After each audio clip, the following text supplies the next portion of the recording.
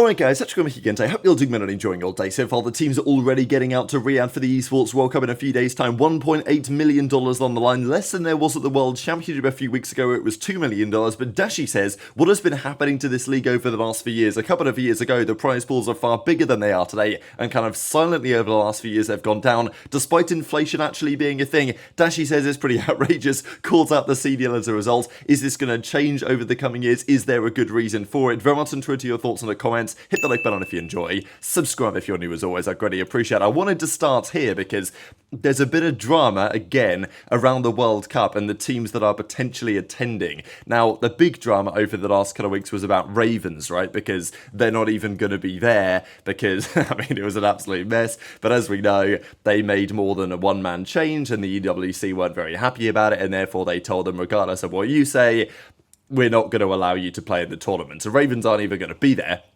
They got replaced by a Challengers team in 5 fears. It was Abe, Hixie, Fire and Exceed, but Abe got picked up by Toronto, or Movistar Koi, whatever. So they now had Capsidal instead, but it seems that there may well be another team that is going to be having issues for the tournament. Now, S&D Spillon says, I fear one of the teams is going to be changing. Challengers Intel wakes up to 4 AM to the news, and there's talks about, you know, the emergency visa or whatever, and it seems that there's an issue possibly with Team War. Now, I'm actually not 100% sure what this is right now, but this is at least plausible.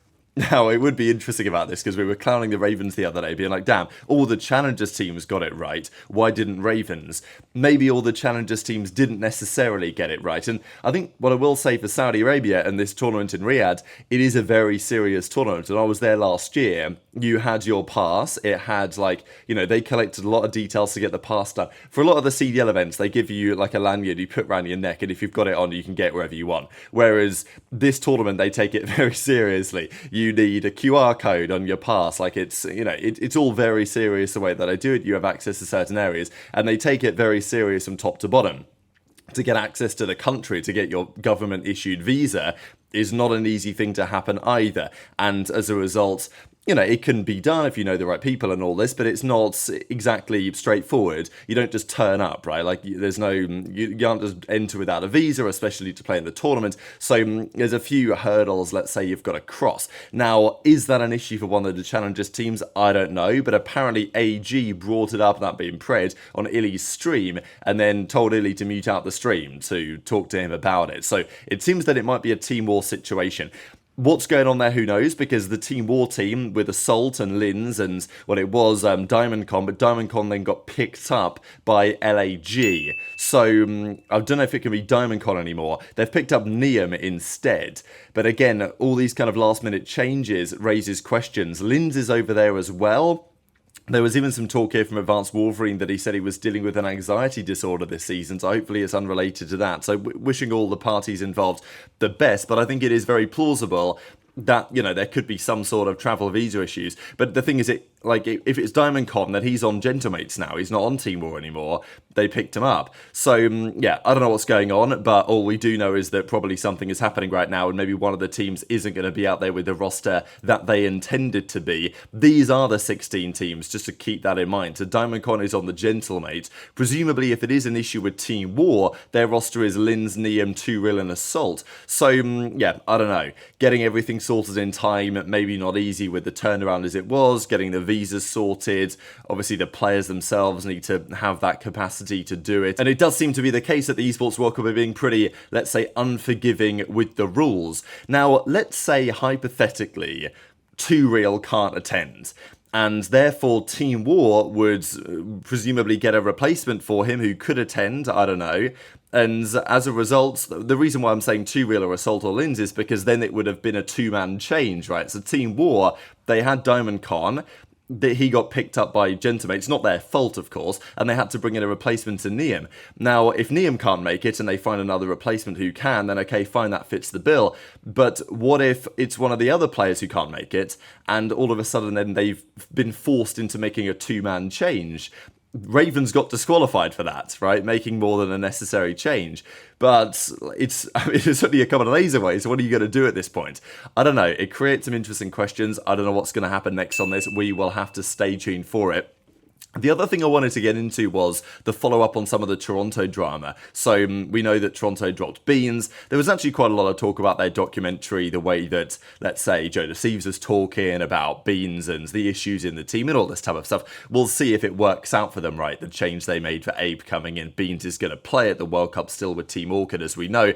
But this was the clip from CleanX kind of saying, look, it was my last tournament in Toronto Ultra Purple. The implication probably being that they're going to rebrand the team. Now, there was talk for some time that they would rebrand the whole org. They wanted all of their entities under Overactive Media to represent the same brand, and for some time there was talk, could that just be Ultra? Could that be Koi? What were they going to do? It seems like they may have chosen to move away from Ultra, and, well, the question, as I mentioned yesterday, would be, what does that mean in terms of, is it going to be city-based? Is it going to be Toronto Koi or Toronto Movistar or something?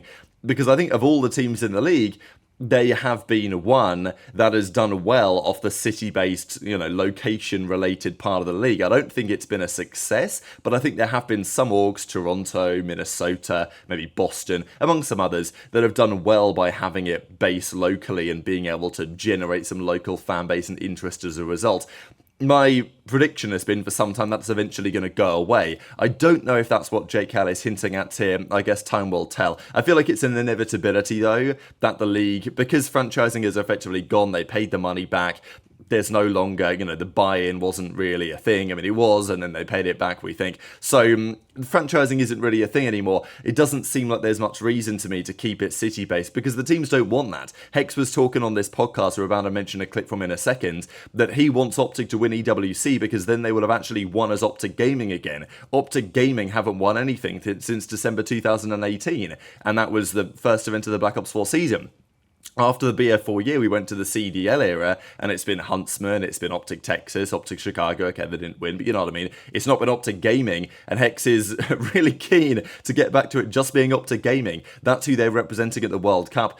And I'm sure that there are other teams that feel similarly. So if Toronto are rebranding, I just wonder whether it's a rebrand away from Ultra or whether it could be a rebrand full stop away from Toronto entirely, right? So we'll see how that goes. But wanted to share an interesting clip from this episode because the OpTic guys are talking about the World Cup coming up. As we know, there's $1.8 million on the line for this upcoming championship. There was $2 million on the line for the World Championship that Dashy and the boys won just a couple of weeks ago. Now, this is not pittance, right? Like, Scump is definitely looking over thinking, down. The tournaments I used to play were not worth that kind of money back in the day. We know that the Complexity team, when they were the Dynasty, when they were winning every tournament, their salary was $500 a month each. That's what they were getting paid, right? Like, in their prime, in their heyday. And then it increased drastically through really 2018, 2019, 2020. The salaries were just going crazy. They were basically like doubling year on year. Players were going from 2K a month to 5K a month to 10K a month to 20K a month. Like, it was getting pretty out of control. And the prize pools followed suit as well. Now, Activision, can they justify the price? Look, have they got the money to do so if they wanted to? Yeah, sure. What's interesting is that a couple of years ago they did, and now they're not any longer. And I think that's the point that Hex is making here, which is pretty well made, but also pretty savage, is to say, look, the league is just getting worse. Like, in many respects, they're not taking strides. They're not taking strides forward. It's a strange scenario we live in where actually the recent World Championship was, I mean, obviously thanks to OpTic winning it, but the most viewed event in the history of competitive COD esports, which is a credit to the community and the scene that we have, not to the way that the CDL has been run, but yet the prize pool for this year's World Championship was less than half of what it was a couple of years ago. The guys on this podcast can't believe that the World Championship, when it was online in 2020, was $4.6 million, but that's exactly what it was. But there's been so much conversation about, like, recently in the COD scene, it's like, how do we make our year better? And people are putting, like, EWC, like, a month before champs and shit like that, but it's like, also... Wait, the online one was $4.6 million? For what? I think it was total for the year. Oh, I was right? like, that is not right. Yeah. It's total for the year, right? Hey, I don't remember. $4.6 million? 2020? No, you did not. He said yeah. He said yeah. It was 1.5, 300K. 1.5, okay, 3. Damn. Got it. Which is fat as fuck, because They've been ninja. They've been lowering the price pool every year. I don't know if anybody's noticed. And they're not saying a word either. This is impressive, honestly. They're getting away with murder. Well, no, they're getting away with what they can because they have a power over this thing, right? I just don't like the silence of it. With this league, So they dirty. didn't make things better. Right, with this league, they made things worse. Not only did they make things worse from a product perspective, taking it away from Twitch and sort of like making their best deal happen for themselves with YouTube, but also like they systematically, little by little, reduce the amount of majors. Right, because they reduce the amount of majors and the amount of prize pool. So dirty. And why is EWC, Matt? Go see how much EWC prize pools are for all other esports. And then we check to the ones that are Call of Duty. Like, why is Call of Duty only 1.8, right? Why not even match what we're doing? Like, is it? I want to know why. Dota 3 mil. What is that? Wait, Every every Fire is $1 million prize pool. Yeah. Every game is literally $3 million. Yeah, no, every game is. There's cash except for the solar player games. I 2 think. mil for League of Legends. 700 for StarCraft. $3 million for PUBG Mobile. 1.8 for COD. Dude, we should be in the 3 to 5 range. So I wanted to show you guys this. This is this season, 2025. Now, there's tons of tournaments on the left here, but obviously we can look mainly at the entire thing. This CDL season, the whole season, total prize pool, $3.5 million. It's a lot of money. It's a lot of money. But it was nearly double that a few years ago. And Dashy's not wrong that, look, they're not going to announce this, obviously, and fair enough. But it is an interesting point that every year the prize pool seems to have gone down and the fans don't really care that much. Like, it's obviously relevant for us, but it's mainly relevant for the players. The prize pool goes down a bit, the players are still getting paid well, they still want to win champs. It is what it is. Maybe the CDL shouldn't have overextended itself at the start of the era. Maybe that was the solution all along. But what's interesting about this, you look at the majors, right? Major 3, Major 4, the prize pools have been $365,000. Now, I actually thought this year they were $375,000 because that's what it was last year. And if we look at last year's one, you'll see that, the prize pools for last year's, Major 4, for example, 375, Major 3, 375. So last year, they were 10K more than this year. Why, do they need to drop it 10K, right? Like each of the majors are like, oh, we can save 40K here, we'll drop it by 10K. What are they going to do next year? Another 10K? Drop it down to 355 and hope that nobody notices? I mean, maybe. Last year's champs was 2 mil and the World Cup was 1.8. And this year it's also 1.8 because they don't want it to be bigger than champs. And, that's at least my understanding of it. And, lots of the other esports get 3 million of their esports World Cup, but we can't afford to pump this prize money any more than that. And therefore the World Cup limits what they put in potentially. So it's all rather interesting. But if we go back one more year, or even a couple of years, if I go to 2020, for example, you'll see that the prize money was way greater back here. Like, look, the 2020 season, $6 million total prize pool for the year that season. And yeah, that's first year of the league. They had loads of money to play with. Venture capital were going crazy. It is what it is.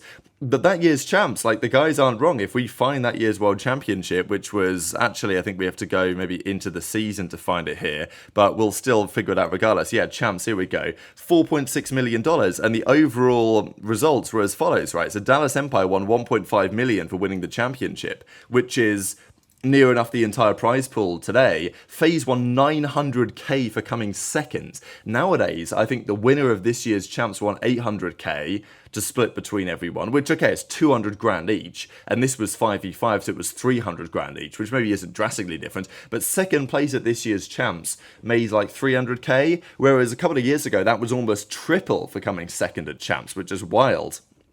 And even, 5th, 6th were making 300 racks. Like, it was kind of crazy. And that was across, obviously, they split them between the players. But, you come top 6 at champs in 2020 online, and you make 60 grand each. Like, it's wild compared to where we are today when the majors are 150K for first place, and it's, 37.5 each for winning the whole thing. And, back at top 8 got you that back at Champs 2020. So, look, as a fan of the scene, does it really affect things that much? Not necessarily, right? It's more on the players. But I think understandably, Dashy can be critical of this and say, look, for the last few years, in many respects, the league has just got worse. The prize money's almost halved in the last few years. It's not a good sign, is it? Like, the CDL can say what they want about things moving in the right direction and all this, and maybe they'll talk about sustainability and whatever they want to say. But the reality is that Dashy isn't wrong, that the money keeps going down year on year and nobody really talks about it. And maybe as a result of that, like, I would not be surprised if the World Cup in Riyadh was willing to put up $3 million for this tournament, and the pros would be down for that. But because the CDL's only at 2 million, I don't really think that's what they want to have happen. So very much interested to your thoughts, as always, in the comment section below. And just one final thing, Clay is on his way out to Riyadh already. So some teams, I think the OpTic, Dashy said in that OpTic podcast that OpTic are flying tomorrow. They're flying Monday, and, well, they fly Monday, they'll get there Tuesday, and then Wednesday's media day, and then they play on Thursday, right? So it's going to be pretty hectic for them. It looks like some of the teams have even flown earlier, because this was from Clay yesterday, who was checking in. So he's flying Saturday, right? So he's flying a couple of days even earlier to maybe help get the jet lag out of the team's system. So that's the thing. If you're OpTic, you fly Monday, yeah, great, like, you'll get out there in time. But there's some teams, like Falcons, who are actually flying a couple of days early to maybe put themselves, get back on the right sleep schedule or whatever, make sure they're well rested and prepared, because it's not an easy trip out there to Riyadh. So very much interested to your thoughts on all of this stuff in the comments below. Hit the like button if you enjoyed, subscribe if you're new, take care, and I'll see you next time.